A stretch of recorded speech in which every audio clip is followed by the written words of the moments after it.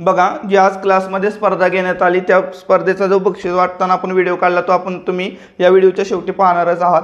तर त्याच्यापूर्वी फक्त पालकांना काही गोष्टी सांगायच्यात की आपण विद्यार्थ्यांना कशा प्रकारे शिकवतो हे त्या पालकाला माहीत असणं गरजेचं आहे। बघा, आपला उद्देश काय आहे की इयत्ता 8वी पर्यंत विद्यार्थ्याला ज्या प्रकारे मराठी समजतं त्या प्रकारे इंग्रजी समजावं। ठीक आहे, समजावं म्हणतो मी, म्हणजे पुस्तकामध्ये काय लिहिलं आहे, जसं इंग्रजी त्याला ह्या पुस्तकामध्ये काय लिहिलं आहे, मराठी काय लिहिलं आहे हे समजतं, तसं त्याला इंग्रजीसुद्धा समजावं, हा आपला उद्देश आहे। तर बघा, हे सगळं करत असताना आपण क्लासमध्ये वाक्यरचना शिकवतोय आणि वाक्यरचना शिकवत असताना आपण बघा, दररोज विद्यार्थ्यांना काय व्हायचं, एक 200-300 प्रकारचे शब्द होते ज्यांचा ते सारखं म्हणजे वारंवार वापर त्याच शब्दांचा व्हायचा वाक्य बनवताना, आणि शब्दसाठा वाढत नव्हता। म्हणून आपण काय केलं, इयत्ता 2री पासून तर इयत्ता 8वी पर्यंत ह्या पुस्तकामधून काही शब्द घेतले होते, 1200 शब्द होते, आणि ते विद्यार्थ्यांना दिले होते की किती 16 जानेवारीला आपण दिले होते आणि 26 जानेवारीला स्पर्धा आहे असं सांगितलं होतं। ठीक आहे, तर याच्यामधले आपण 60 प्रश्न विचारणार होतो विद्यार्थ्याला अधूनमधून, आणि ज्याचा नंबर येईल त्याला आपण ते बक्षीस देणार होतो। ठीक आहे, तर आपला उद्देश काय होता की विद्यार्थ्यांचा शब्दसाठा वाढवणे। ठीक आहे, तर बघा, हे करत असताना आज काय केलं, विद्यार्थ्यांनी 60 पैकी 36 प्रश्न बरोबर सांगून एका विद्यार्थिनीनं कार्तिकी गायकवाडनं बक्षीस घेतलं, म्हणजे त्याचा नंबर आला थोडक्यामध्ये। ठीक आहे, तर मला काय सांगायचं आहे की आपण कशा प्रकारे शिकवतोय, आपला उद्देश काय आहे, इयत्ता 2री पासून तर इयत्ता 7वी पर्यंत विद्यार्थ्याला इंग्रजी तशी समजावी जशी मराठी समजते। तसंच आपण क्लासमध्ये गणित त्या पद्धतीने शिकवतोय की शाळेमध्ये विद्यार्थ्याला शिक्षकाने शिकवल्यानंतर सहजपणे समजावं। ठीक आहे, आणि जरी काय अडचण आली तरी आपण या ठिकाणी त्या विषयावरती त्याला तो टॉपिक समजावून सांगण्याचा प्रयत्न करतोय, पण आपलं पूर्ण जे फोकस राहणार आहे ते कशावरती राहणार आहे, इंग्रजी शब्द, इंग्रजी वाक्यरचना, इंग्रजी लिहिल्याला विद्यार्थ्याला कशा प्रकारे लवकरात लवकर समजेल। कारण हे जर विद्यार्थ्याला समजलं तर विचार करा की 10वी 11वीमध्ये 9वी 10वी 11वीमध्ये ह्या विद्यार्थ्याला सायन्ससारखा विषय असो, गणितसारखा विषय असो, तर हे जे विषय आहेत तर यांचा तास लावण्याची काही गरज पडणार नाही। ठीक आहे, तर हा आपला उद्देश आहे। आता बघा, या 1200 शब्दामधून आपण स्पर्धा कशी घेतली होती, आपण काय केलं की या 1200 शब्दामधून 60 शब्द विद्यार्थ्याला विचारणार अधूनमधून हे सांगितलं होतं।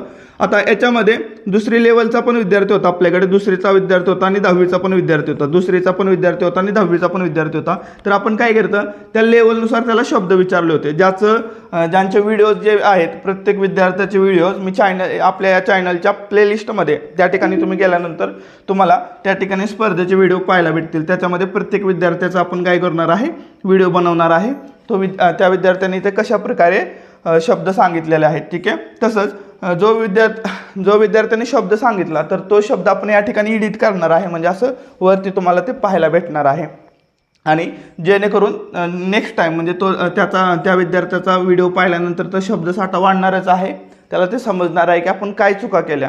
काही विद्यार्थी घाबरत होते, काही विद्यार्थी अभ्यास तर खूप करतात परंतु ज्यावेळेस त्यांना बोलायचं असतं, बोलून दाखवायचं असतं तर त्या ठिकाणी कमी पडतात, हा प्रकारसुद्धा आपल्याला त्या ठिकाणी पाहायला भेटलेला आहे। तर बघा, आपला मेन उद्देश हाच आहे की आपल्या क्लासमध्ये येणारा प्रत्येक विद्यार्थ्याला आपल्याला त्या पद्धतीने ट्रेन करायचं आहे की तो पुढे चालून MPSC UPSC सारखी स्पर्धा परीक्षेचा जी तयारी आहे ते सहजपणे करू शकेल। का बघा की विद्यार्थ्याला पुढे चालून अडथळा कोणत्या ठिकाणी येतो की स्पर्धा परीक्षा करत असताना जर इंग्रजी कच्ची असेल तर त्या ठिकाणी त्याला अडथळा येतो। म्हणूनच आपण या वयामध्ये जितक्या लवकर होऊ शकेल तितक्या लवकर इंग्रजी भाषा त्या ठिकाणी त्या विद्यार्थ्याला शिकवण्याचा प्रयत्न करतोय। ठीक आहे, बघा, बोलण्याची गोष्ट वेगळी आहे, समजणे हा मेन उद्देश आहे आपल्या क्लासचा। ठीक आहे, तर आता तुम्ही तो व्हिडिओ बघा आणि त्याच्यानंतर तुम्ही चॅनलच्या प्लेलिस्टमध्ये मला जसं होईल तसं मी एक व्हिडिओ अपलोड करत जाईल प्रत्येक विद्यार्थ्याचं, तुम्ही त्या ठिकाणी पाहू शकता। ठीक आहे, तर बघा व्हिडिओ। ठरलेल्याप्रमाणे आपण 26 जानेवारीला स्पर्धा ठेवली, दुपारी 2 वाजता ठेवली, 2 वाजेपासून आता 7 वाजल्यात, तोपर्यंत तुम्ही पण 7:45 वाजल्यात, आतापर्यंत तुम्ही पण शांतपणे पूर्ण केली, त्याच्यामुळे तुमचं आधी काय हे करतो, कौतुक करतो। आता बघा, अभिनंदन करतो। आता बघा, बस बघा, तर आपलं ठरलं होतं की आपण एकच नंबर काढणार आणि 1200 शब्द दिले होते, वेळ थोडा कमी होता. अशा स्पर्धा आपण महिन्याच्या महिन्याला घेऊ. आता समजलं की नेमकं मुलांना कशा प्रकारे हे होईल, तर वेळ थोडा कमी होता. 10 दिवसामध्ये 1200 शब्द थोडंसं अवघडच होते तरी पण. आणि आपण बनवताना जे शब्द बनवले होते 60-60 त्याची पातळी जरा जास्त होती, म्हणजे अवघड होते शब्द. तर बघा या ठिकाणी 15 विद्यार्थ्यांनी याच्यामध्ये सहभाग घेतला आणि याच्यामध्ये जो प्रथम क्रमांक आलाय तर 60 पैकी 36 शब्दांचे अर्थ बरोबर सांगून, तर ते आहे कार्तिकी रामदास गायकवाड. त्याच्या ऐका, तर ह्याचे पहिलं बक्षीस आहे, आपण एकच बक्षीस ठेवलं होतं पहिल्या वेळेस, तर हे पहिलं बक्षीस आपण त्या ठिकाणी तिला देतोय. हा ते ए आमच्या आई गाडी इकडे. हा ये ना बाळा मागे थोडं.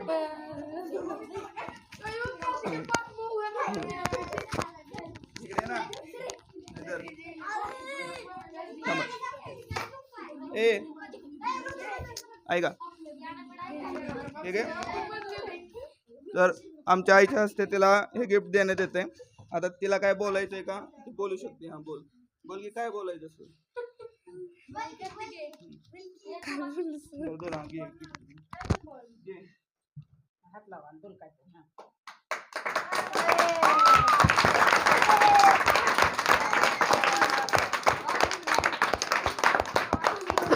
ठीक आहे.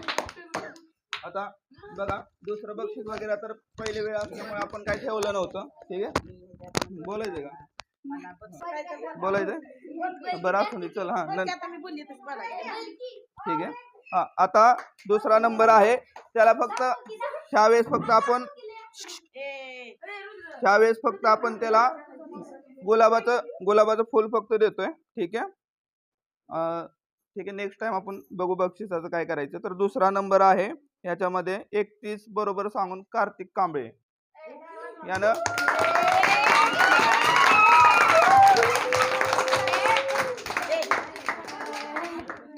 घे.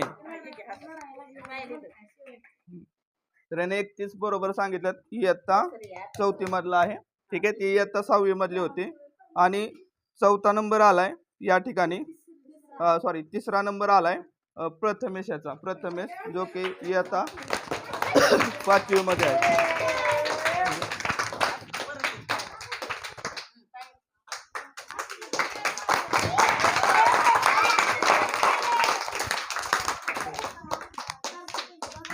ठीक आहे. हा तर अशा प्रकारे स्पर्धा पूर्ण झाली. ठीक आहे. तर महिन्याच्या महिन्याला आपण अशा प्रकारच्या स्पर्धा ठेवू जेणेकरून विद्यार्थ्यांना पण त्याच्यामध्ये सहभाग घेता येईल. ठीक आहे.